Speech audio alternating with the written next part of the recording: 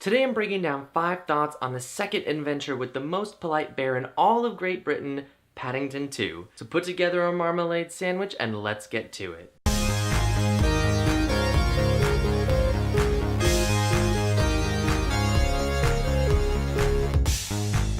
What is going on, everybody? Santiago here with Cinema Santi, and today we are talking about Paddington 2. Now, for those of you who don't know, Paddington is a beloved fictional character based off a series of books written by British author Michael Bond, who I'm guessing is the lesser known of the two Bond brothers. And being such a classic in Great Britain, Paddington has become a very large part of British culture. Paddington's origin story has conveniently been laid out in the first movie, which you can actually watch on Netflix right now, and I highly recommend that you do that. But you don't necessarily have to see the first movie in order to go and see the sequel. So to bring you up to speed, Paddington is a bear who's traveled all the way to London from darkest Peru. Not just Peru, darkest Peru. There's a distinction there. After hearing tales of London and all of the polite people that live there.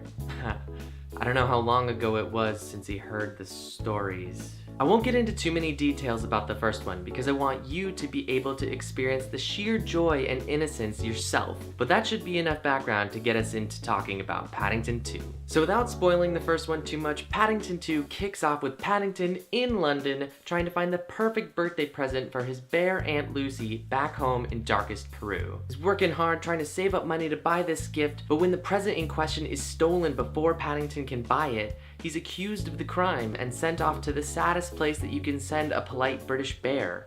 Prison. Well, actually, British prison.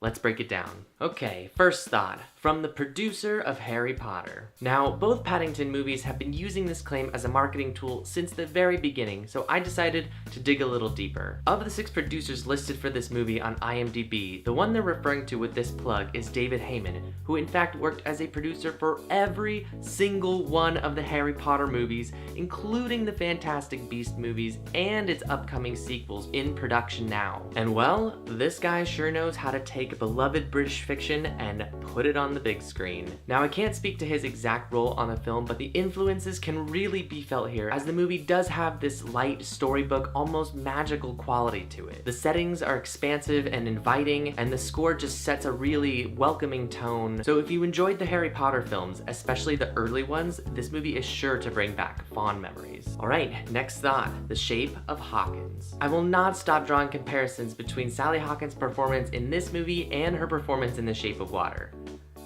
Actually, you know, there really isn't that much that connects the two. It's just that in this movie, her character does have a pretty strong affinity to water, and she's out there trying to help a mysterious creature that no one understands. And that's about where it stops. That being said, Oscar nominee Sally Hawkins as Paddington's sort of adopted mother gives a very fun performance. I think she's given a bit more room in this movie to sort of take the reins, and it's really refreshing to see that play out. She's a strong but gentle character, and she's really responsible for holding this family dynamic together and driving the story forward in all of the scenes that take place outside of the prison. So kudos to Sally. Okay, thought number 3, several Hughs to see. The one who really knocks it out of the park in this movie is Hugh Grant. The highly distinguished British actor gives what might be one of my favorite performances from him to date. I mean, as good as music and lyrics was, and as good as, I guess, Florence Foster Jenkins looks like it is, so it's still a big endorsement. Hugh Grant steals the show as Phoenix Buchanan, a former A-list actor who is now relegated to doing dog food commercials in order to make his living. Through his quest to arrange the ultimate comeback to the stage,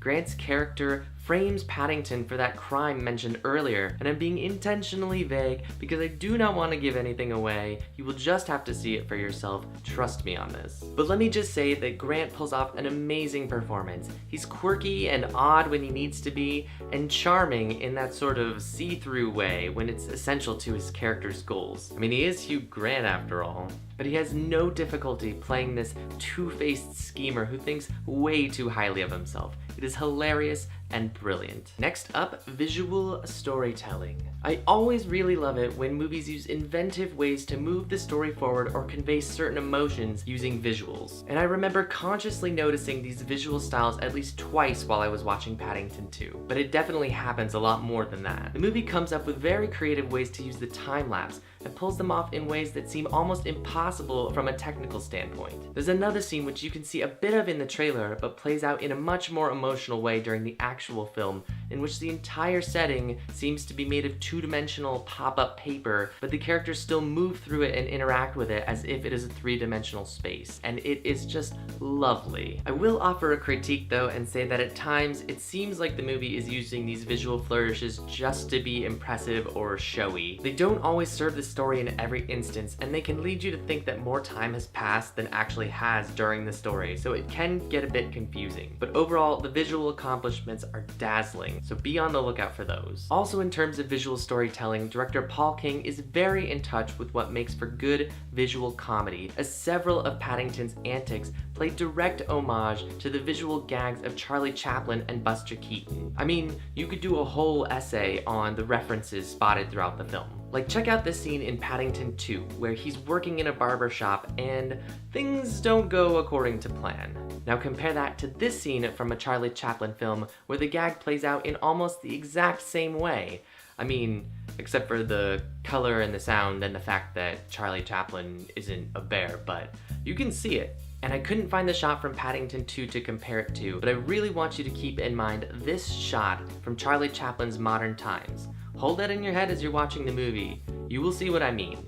Clearly the intent was there, and the attention to detail is so impressive that I just have to applaud the callback to classic films. And my final thought for Paddington 2 is called Sweeter Than Marmalade. That's a thing with Paddington, he likes marmalade. Okay, here's where we get down to it. This movie has a lot going for it, and one of the things that I would put down in the positive category is that it is just so adorable. I mean, Paddington is a bear who's always on his best manners. What's not to love about that? And I want to mention that this movie is not just for kids, although I'm sure they would enjoy it very much. But it also comments on themes of family, community, and trust, and has plenty of scenes that will get you tearing up. However, I do think that some people going into this film could find it all just a little too much to accept. There are story elements where things work out just a little too perfectly, or maybe a little bit too predictably, so from a screenwriting perspective, there is a potential for that to generate some eye rolls. But if you can get past that and focus on the wonder of the world this movie creates, on the adventure and the curiosity of all of it, then you are going to have a really good time at this movie. As I'm recording this, Paddington 2 still has a 100% on Rotten Tomatoes, and I believe that it has a lot to do with the fact that this movie is just so unapologetically kind, which is something we could all use a lot more of in our lives. So it looks like what Paddington says is true. If you're kind and polite, then the world will be right. And the critics are definitely right about this one. Thanks everybody for watching. Paddington 2 is in theaters now, and the first one is still on Netflix. If you see either of these two movies and you've got thoughts that you'd like to share, be sure to leave them in the comments below. You can follow me on Twitter and Letterboxd at Cinema Santi, and if this video was in fact your cup of tea, give it a like and subscribe for more film news and movie reviews. I'm gonna go make a marmalade sandwich now, so thanks again, and I will see you next time.